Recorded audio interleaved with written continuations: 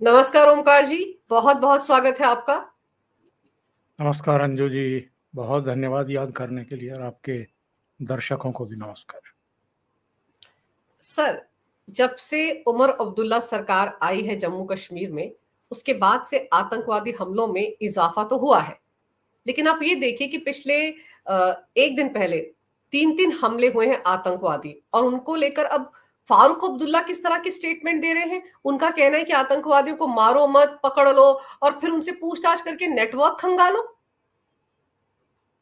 अजीबोगरीब हरकतें एक्चुअल में फारूक अब्दुल्ला करते रहे हैं और इनके बयानों में जितने उतार चढ़ाव होते हैं और जितनी अंतर विरोधी बातें होती हैं वो कई बार चौंकाती हैं, कई बार इन पर गुस्सा आता है। ये तो यहाँ तक कह चुके थे कि जम्मू कश्मीर पर चीन से भी बात करनी चाहिए भारत को। जम्मू कश्मीर को लेकर के चीन का क्या लेना देना है, किसी थर्ड पार्टी का क्या है। हम तो जो सेकंड पार्टी है उसी से बात नहीं कर रहे हैं।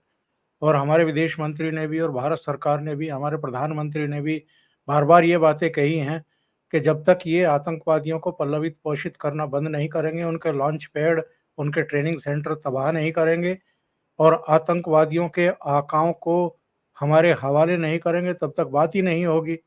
और बात भी होगी तो अभी एस जयशंकर साहब ने कहा था कि केवल पीओजे के, यानी जो पाकिस्तान के कब्जे वाला जम्मू कश्मीर है और गिलगिट बाल्टिस्तान है, उसको लेकर के बातचीत होगी। जो हमारे वाला जम्मू कश्मीर है इस पर तो कोई बात ही नहीं होगी पाकिस्तान से। तो इतनी स्पष्ट नीति भारत की है जम्मू कश्मीर के मामले को लेकर के भी। और जो बायलेटरल हमारे रिलेशन है, चाहे भारत पाकिस्तान के हों चाहे भारत चीन के हों, तो हम सक्षम हैं भाई एक दूसरे के साथ आंखों में आंखें डाल करके बातचीत करने और अपने मसले सुलझाने के लिए।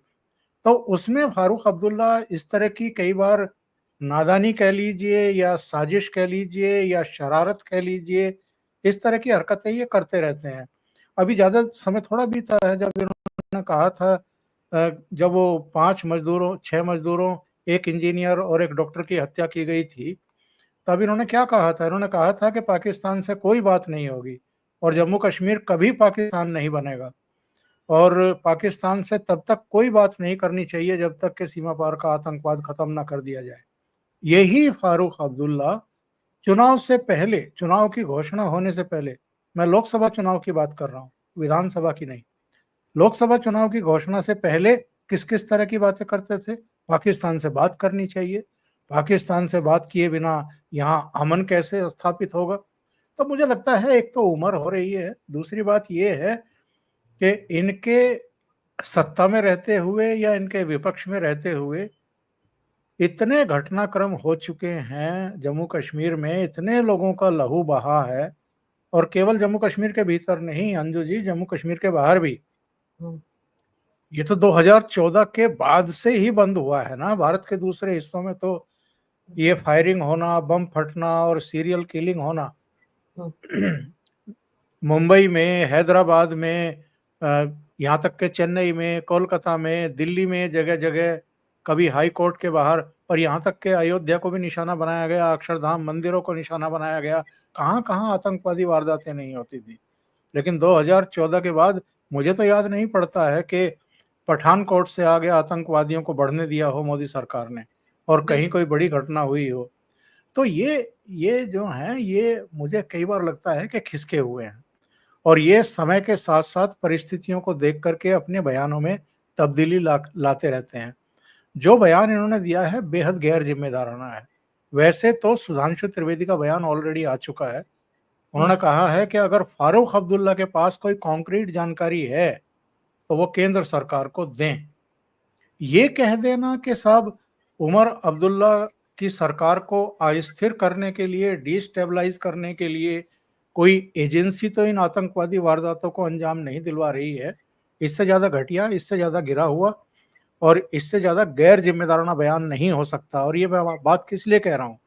मैं इसलिए कह रहा हूँ कि ये पाकिस्तान, ये चीन, ये अंतर्राष्ट्रीय मंचों पर कई बार भारत के खिलाफ स्टैंड लेने वाले देश और यहाँ तक के यूएन भी कई बार इस तरह की हरकतें कर चुका है, इस तरह की बयानबाजी कर चुका है कि साहब भारत में जो कुछ हो रहा है उसमें पाकिस्तान का जैसे कोई हाथ ही नहीं है, वो तो सब अंदरूनी जो है उनकी गतिविधियां हैं, या वो पाकिस्तान को ब्लेम करने के लिए या चीन को ब्लेम करने के लिए इस तरह की चीजें करते हैं। यानी जब भी आप देश के भीतर बैठ करके इस तरह की गैर जिम्मेदाराना हरकत करते हैं, बयानबाजी करते हैं, तो जो भारत के दुश्मन हैं वो उनको मौका ऐसे बयान तुरंत लपक लेते हैं और ऐसे मौकों पर उसका इस्तेमाल करते हैं कि आप हक्के बक्के रह जाते हैं। बिल्कुल। तो इस तरह के जो नेता हैं, और खास तौर से जब इनकी सरकार है अब जम्मू कश्मीर में, तो इनको तो बहुत जिम्मेदारी से बोलना चाहिए। और ये सर वारदातें हो क्यों रही हैं? सर ये ये तो ये वारदातें भी कह हो रहे हैं, सर इनका एक स्टेटमेंट ये देखो कि हर बार हमले के लिए पाकिस्तान को पर आरोप लगाना सही नहीं है, ये भी बोल रहे हैं साथ साथ। और उधर देखिए शरद पवार भी इनके साथ खड़े हो गए कि वो तो बहुत बड़े नेता है जम्मू कश्मीर के, उनके हर बयान को केंद्र सरकार को गंभीरता से लेना चाहिए। अगर वो एजेंसी की बात कर रहे हैं कि कहीं उमर अब्दुल्ला सरकार को डिस्टेबलाइज करने के लिए कोई एजेंसी काम तो नहीं कर रही है, वो कह रहे हैं उस बयान को गंभीरता से लेना चाहिए और तहकीकात होनी चाहिए, ये शरद पवार कह रहे हैं। तो ये आसमान से उतरे हुए फरिश्ते हैं क्या जो ये आतंकवादी वारदातें कर रहे हैं? अगर ये पाकिस्तान से नहीं आ रहे हैं तो ये कहाँ से आ रहे हैं? और अगर पाकिस्तान से नहीं आ रहे हैं तो आपकी जम्मू कश्मीर स्टेट से ही होंगे, स्लीपर सेल होंगे जिनको एक्टिवेट किया जाता है समय समय पर। और जब से उमर अब्दुल्ला की सरकार बनी है तभी से ये इतनी वारदातें अचानक क्यों शुरू हो गई हैं? मैं बताता हूँ। 16 अक्टूबर को शोपियां में एक युवक को गोली मार करके हत्या की गई। 20 अक्टूबर को गांदरबल में, सोनमर्ग में कश्मीर के ही एक डॉक्टर, मध्य प्रदेश के इंजीनियर और पंजाब और बिहार के 5 मजदूरों की हत्या की गई। 24 अक्टूबर को दक्षिण कश्मीर के पुलवामा जिले में बटगुंड में मजदूर पर गोलीबारी की गई, वो घायल हुआ, उसको अस्पताल में भर्ती कराया गया। 25 अक्टूबर को 24 अक्टूबर को ही इसी दिन बारामूला में सेना की गाड़ी पर आतंकवादियों ने हमला किया।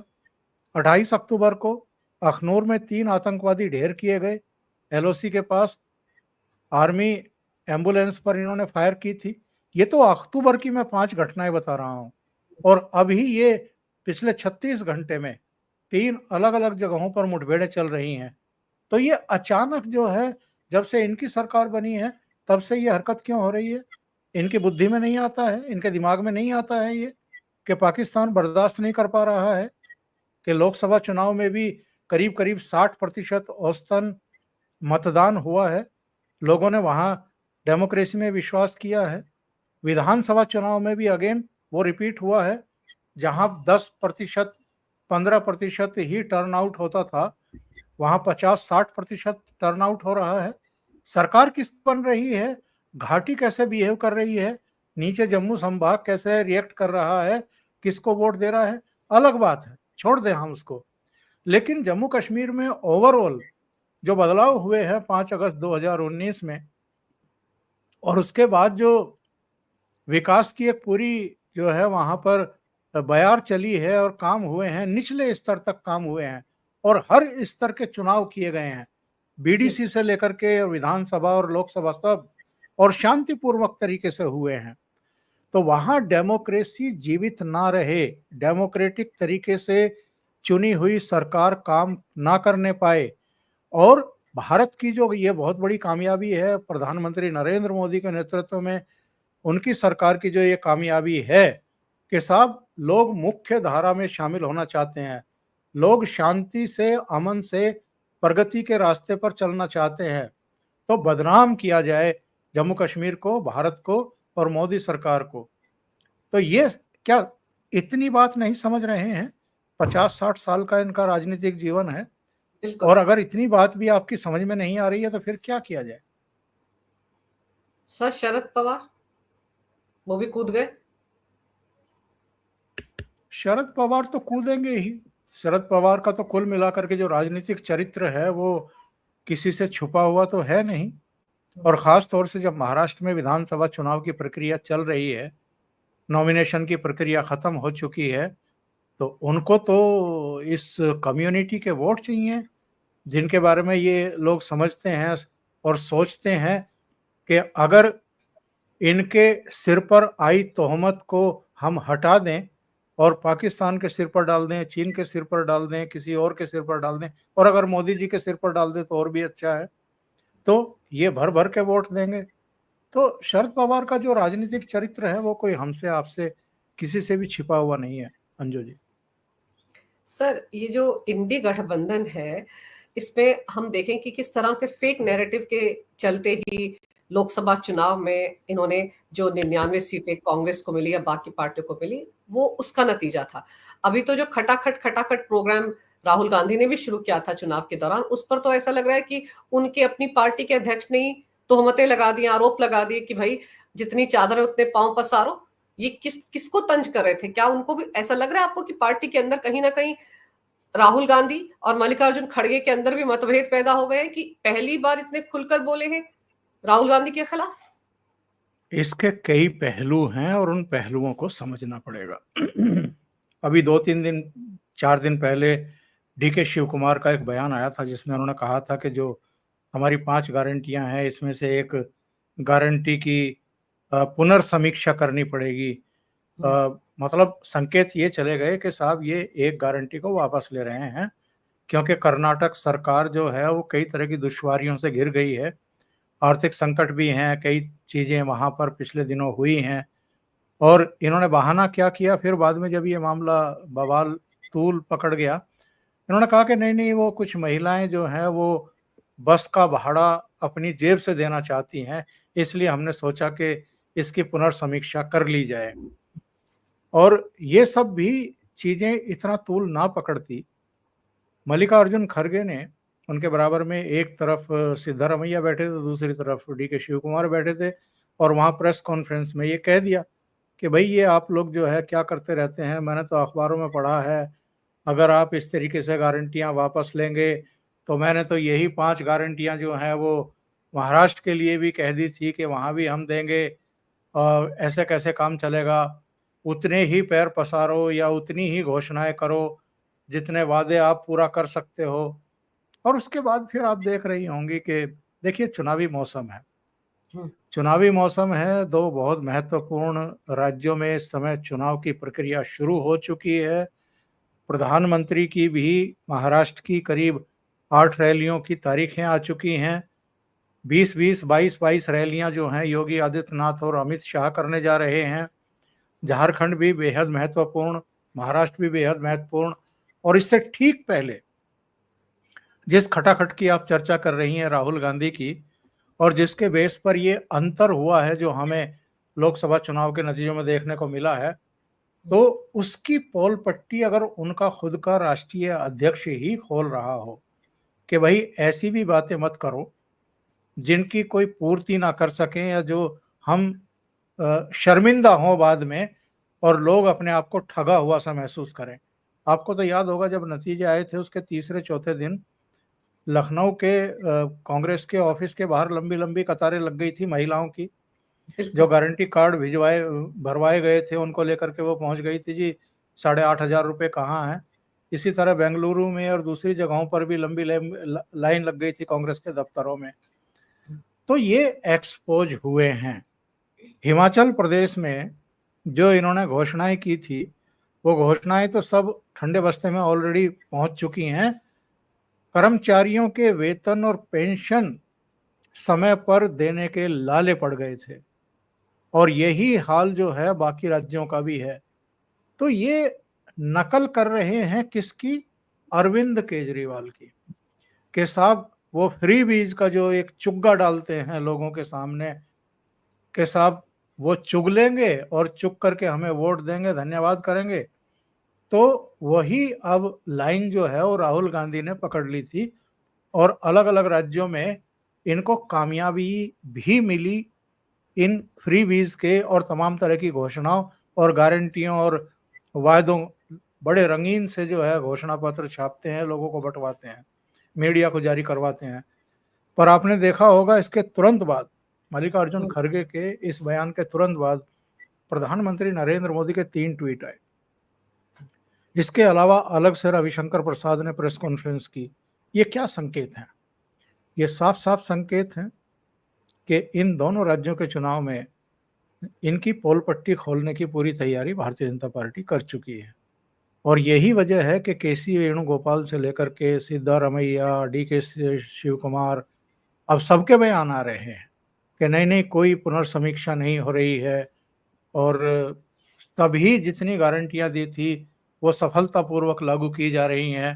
धनराशि बताई जा रही है कि जी इतना 1000 करोड़ रुपया जो है इस मद में रख दिया गया है, कोई किसी तरह की दिक्कत नहीं है।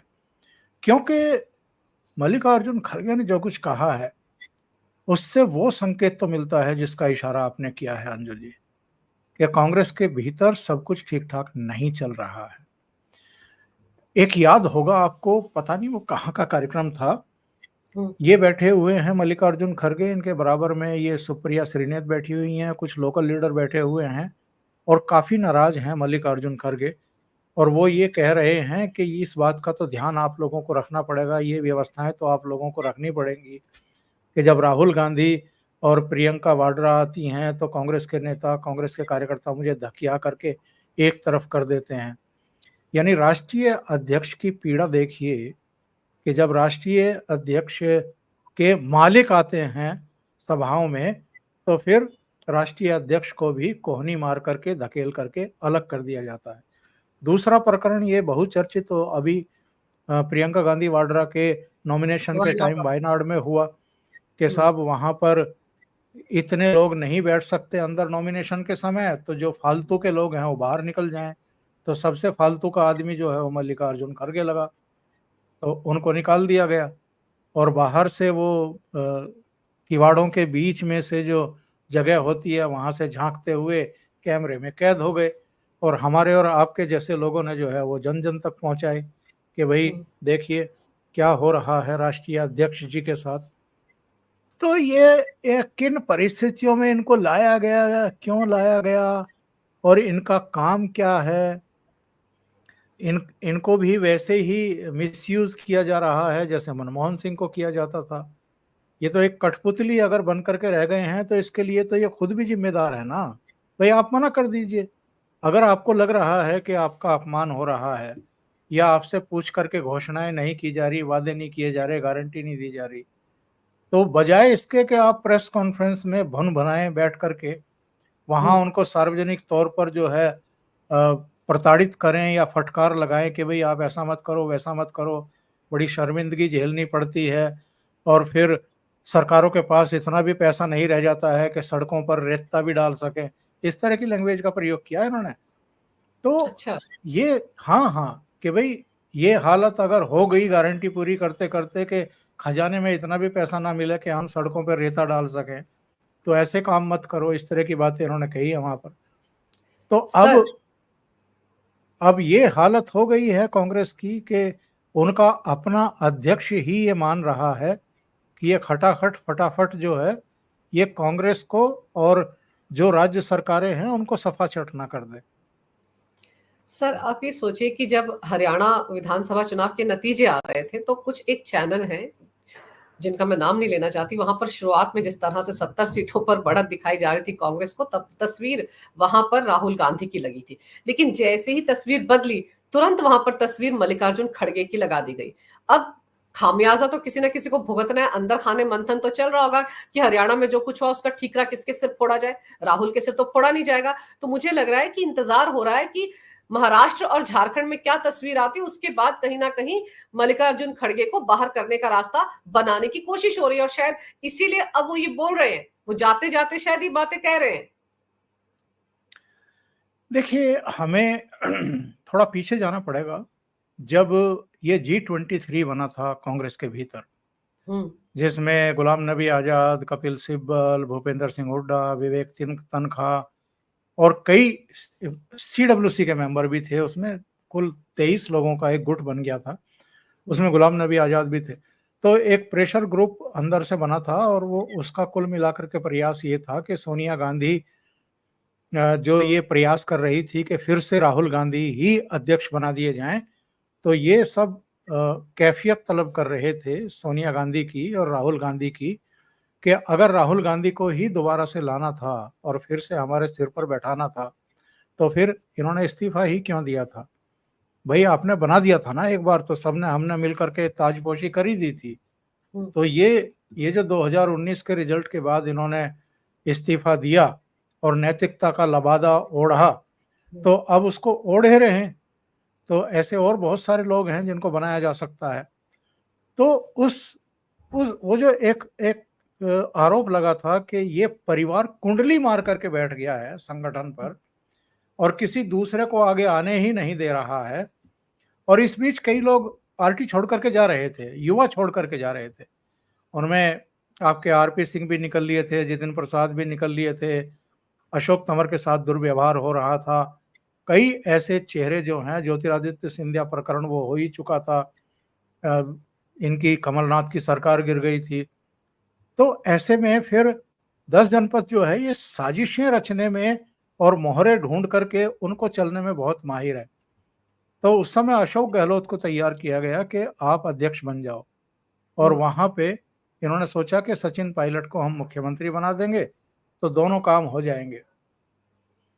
अशोक गहलोत ने कहा कि अगर मुझे राष्ट्रीय अध्यक्ष बनाना है तो एक शर्त है, मुख्यमंत्री भी मैं ही बना रहूंगा।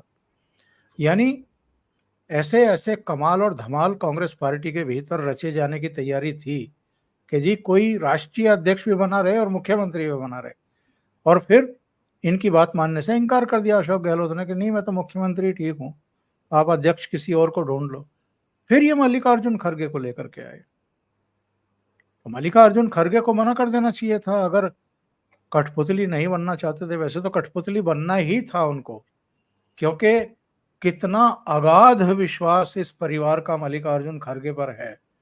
2014 में उनको लोकसभा में संसदीय दल का नेता बनाया, 2019 में चुनाव हारे तो राज्यसभा में भी संसदीय दल का नेता और नेता प्रतिपक्ष बना दिया जब गुलाम नबी आजाद रिटायर हुए, और फिर कांग्रेस का राष्ट्रीय अध्यक्ष भी बना दिया।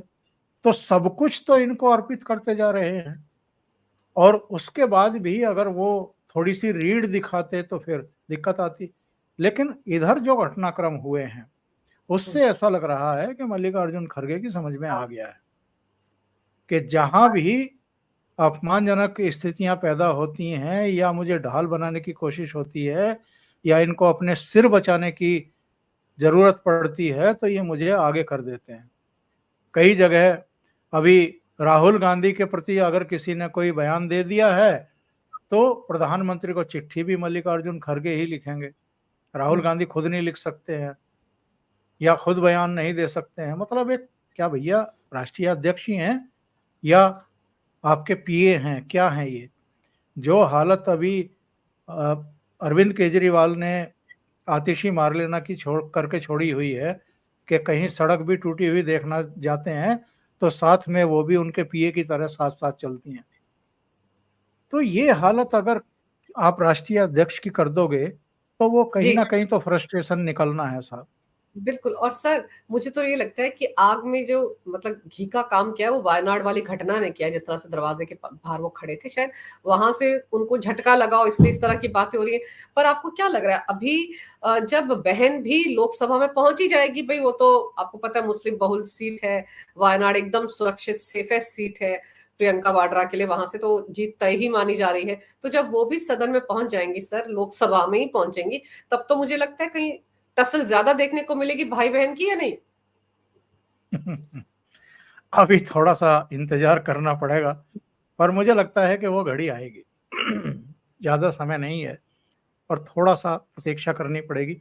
अभी तो कैमरों पर ये बहुत पप्पी झप्पी करते हैं दोनों भाई बहन, लेकिन मुझे लगता है कि वो समय आएगा, बहुत जल्दी आएगा। और इन चीजों को सोनिया गांधी श्रूड है इस मामले में, वो टालना चाहती थी। यानी वो नहीं चाहती थी कि दोनों भाई बहन एक ही सदन में बैठे हुए दिखें।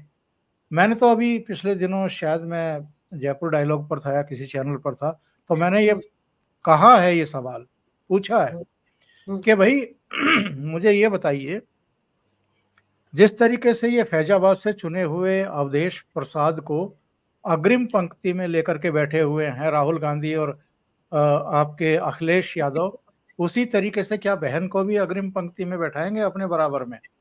और अगर बैठाएंगे तो भैया थोड़ा सा ग्लैमर तो है उसमें, थोड़ी सी तो वो इंदिरा गांधी जैसी नाक उसकी दिखाई देती है। तो लोगों के आकर्षण का केंद्र तो फिर प्रियंका रहेंगी। और प्रियंका ने अगर एक दो भाषण ठीक ठाक दे दिया, जो भी उनके भाषण लिखने वाले हैं, अगर उन्होंने कोई साजिश नहीं की उनको उनकी बद पिटवाने के लिए, तो अगर ठीक ठाक भाषण उनके वहां हो गए तो फिर राहुल गांधी को कौन पूछेगा भाई।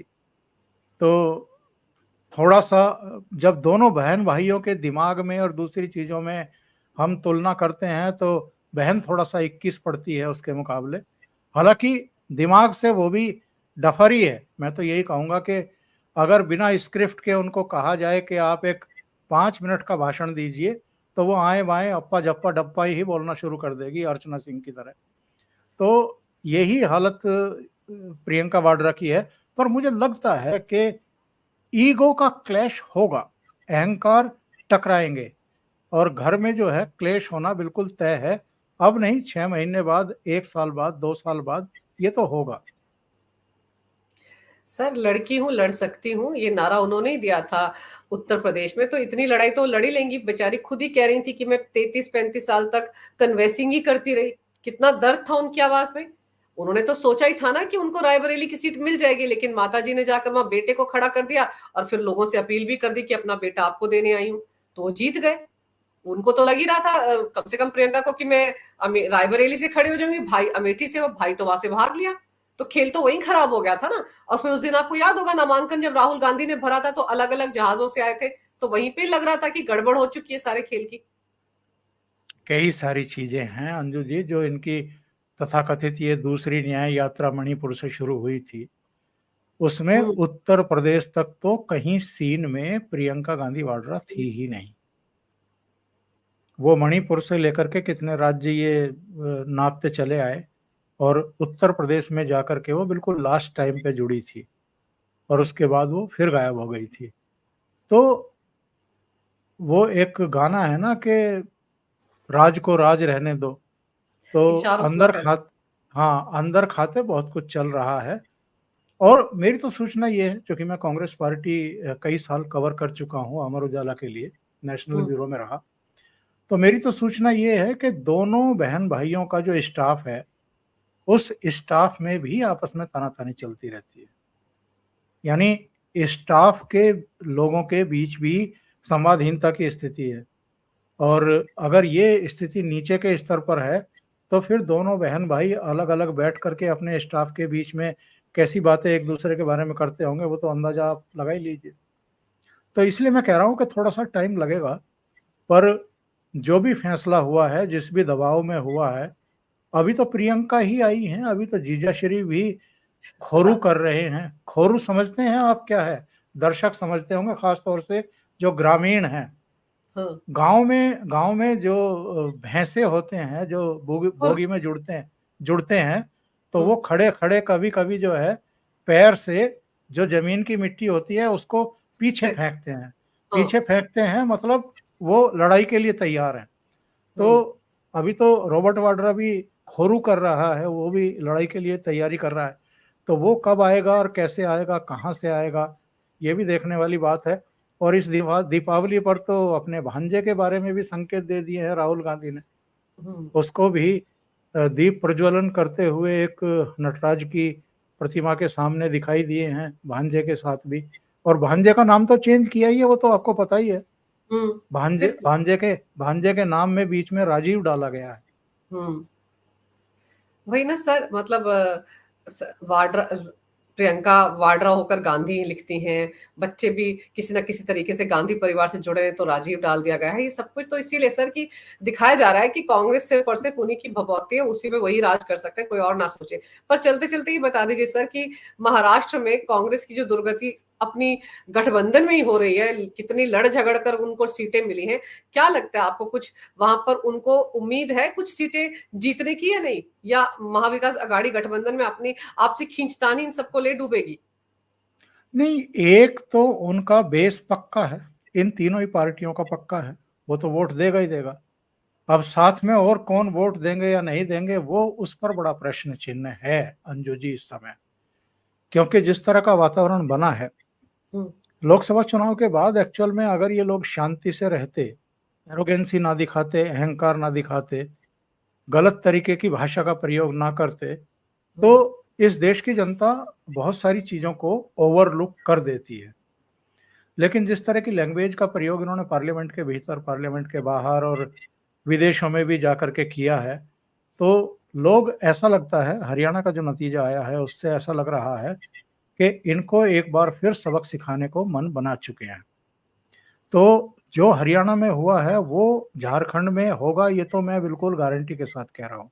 हम्म, और ये चीज़ें बहुत हद तक अगर महाराष्ट्र में भी परवान चढ़ गई, क्योंकि महाराष्ट्र में मैं जब जब गया हूँ, खासतौर से मुंबई गया हूँ, हम्म, वहाँ जो लोगों से बात होती है और वहाँ जो लोकल में एक दो बार यात्रा करने का मुझे अवसर मिला, और जिस तरह का वातावरण वहाँ पर होता है, जिस तरह की चर्चाएं, राजनीतिक चर्चाएं जिस तरह की होती हैं, मुझे लगता है कि वहाँ भी निरंतरता में, यानी तीसरी बार निरंतरता में 2014, 2019, 2024, अगर इन्हीं को जनादेश मिल जाए भारतीय जनता पार्टी को, तो किसी को आश्चर्य नहीं होगा। तो वहां पर भी, झारखंड में भी, दूसरे राज्यों में भी जो मुस्लिम हैं वो तो इनको देंगे, पर अदर कम्युनिटीज जो हैं, जो बिल्कुल ही मोदी विरोधी हैं या भाजपा या आरएसएस विरोधी हैं, वो चले जाएं, वो ठीक है, हम्म, वो जाते हैं, हर राज्य में जाते हैं, पर मोस्टली इनके साथ नहीं खड़े होंगे, ये मुझे लग रहा है। और इनके जो अंतर विरोध हैं सीटों को लेकर के, चेहरे को लेकर के, कौन मुख्यमंत्री होगा, इसको लेकर के जो जुस्म पेजार होती रही आखिरी टाइम तक, हम्म, और उद्धव ठाकरे ने लाख सिर पटक लिया, नहीं माने ये दोनों, ना शरद पवार माने ना कांग्रेस मानी कि भाई हम आपको अध्यक्ष, मतलब चीफ मिनिस्टर का चेहरा बना करके पेश करें।